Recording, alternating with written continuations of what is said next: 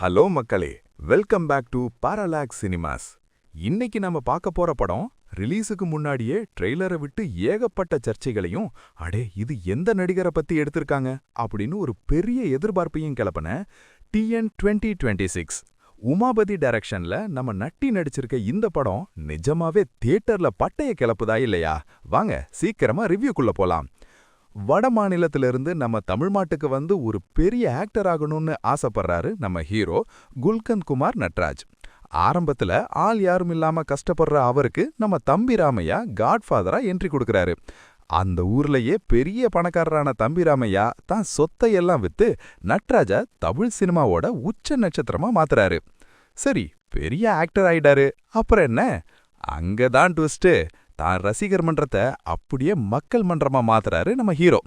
இவன் எங்க அரசியலுக்கு வந்து நம்ம சீட்டை காலி பண்ணிடுவானோன்னு பயந்து அரசாங்கம் அவருக்கு ஏகப்பட்ட குடைச்சல் கொடுக்குது. இதனால கடுப்பாகி நேரடியா ஒரு கட்சியை ஆரம்பிச்சு 2026ல நான் தாண்டா முதலமைச்சர்னு களத்துல இறங்குறாரு. கடைசியில அவர் CM ஆனாரா இல்ல ஆட்டத்துல என்னென்ன அரசியல் நடந்துச்சுங்கிறது தான் படத்தோட மீதி கதை. நட்டி சாருக்கு இந்த படம் கண்டிப்பா ஒரு லைஃப் டைம் செட்டில்மெண்ட்னு தான் சொல்லணும். ஒரு சாதாரண ஆள் எப்படி சூப்பர் ஸ்டார் ஆகிறாரு, அந்த உச்சத்துக்கு போனதும் அவர் எப்படி கெத்தா மாறுறாருன்னு அப்படியே கண்முன் கொண்டு வந்து கலக்கியிருக்காரு. குறிப்பா அந்த இன்டர்வல் பிளாக்ல போலீஸ் தடைய மீறி கார்ல இருந்து இறங்கி நடந்து வருவார் பாருங்க, தியேட்டர்ல விசில் பறக்குது. மாஸ். தம்பி ராமையா இவரு நட்ராஜுக்கு ஒரு காட்ஃபாதரா வந்து கடைசியில அவரையே தலைவர்னு கூப்பிடுற சீன்ஸ்லாம் பார்க்கும்போது கோடம்பாக்கத்துல நிஜமாவே ஹீரோகளுக்கு பின்னால இருக்கிற பல முகங்களை நமக்கு ஞாபகப்படுத்துறாரு. படத்தோட மெயின் ஹைலைட்டே வசனங்கள் தான். ஒரு நடிகன் எந்த தப்பு பண்ணாலும் அவன் கூட இருக்கிற மக்கள் குடும்பம் இல்லைனா யாரும் வரமாட்டாங்கன்னு டயலாக் வரும்போதெல்லாம் தியேட்டர்ல இது நம்மால தன்னடா சொல்றாங்கன்னு செம கமெண்ட்ஸ் வருது.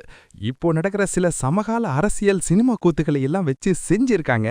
எந்த இடத்துலயும் பெரிய உறுத்தல் இல்லாம ரசிக்கிற மாதிரி இதை கொண்டு போன விதம் சூப்பர். படத்தோட பிளஸ்ன்னு பாத்தீங்கன்னா முதல்ல நட்ராஜ் மற்றும் தம்பி ராமையாவோட சூப்பரான ஆக்டிங்கை சொல்லலாம்.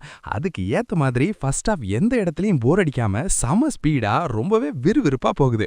இதுக்கெல்லாம் மேல தர்புகா சிவாவோட BGM படத்துக்கு ஒரு பெரிய பலமா அமைஞ்சிருக்கு. ஆனா மைனஸ்ன்னு பார்க்கும்போது செகண்ட் ஆஃப் கொஞ்சம் லாக் ஆகுது பாஸ்.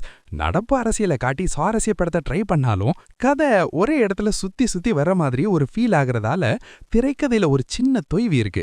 இதை மட்டும் கொஞ்சம் விறுவிறுப்பா கொண்டு போயிருந்தா படம் இன்னும் வேற லெவல்ல ரீச் ஆயிருக்கும்.